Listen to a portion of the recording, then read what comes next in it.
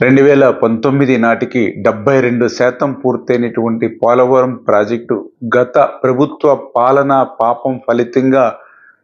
విధ్వంసం గురైనటువంటి పరిస్థితుల్లో మళ్ళీ ఈరోజు కూటమి ప్రభుత్వం అధికారంలోకి వచ్చిన తర్వాత చంద్రబాబు నాయుడు గారి సారథ్యంలో మళ్ళీ విధ్వంసం నుండి నిర్మాణం వైపు అడుగులు వేస్తూ ఇప్పుడిప్పుడే మళ్ళీ పోలవరం మళ్ళీ గాడిలో పడుతూ ఇప్పుడిప్పుడే ట్రాక్ మీదకి వస్తున్నటువంటి పరిస్థితి మనందరం కూడా చూస్తూ ఉన్నాం.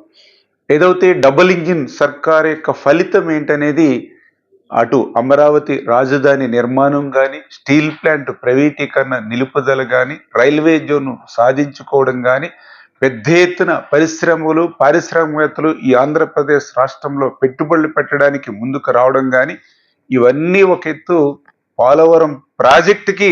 కేంద్రం యొక్క సాయం మరొక ఎత్తు అనే విషయాన్ని కూడా ఈ సందర్భంగా తెలియజేసుకుంటూ,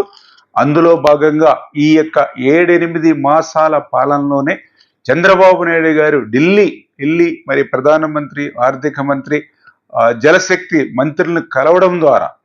ఇప్పటికే పోలవరం ప్రాజెక్టుకి సంబంధించి మొదటి విడతగా, అదేవిధంగా రెండవ విడతగా అడ్వాన్స్ రూపంలో 5,052 కోట్ల రూపాయలు పోలవరం ప్రాజెక్టుకి ఇప్పటి వరకు కూడా అడ్వాన్స్ రూపంగా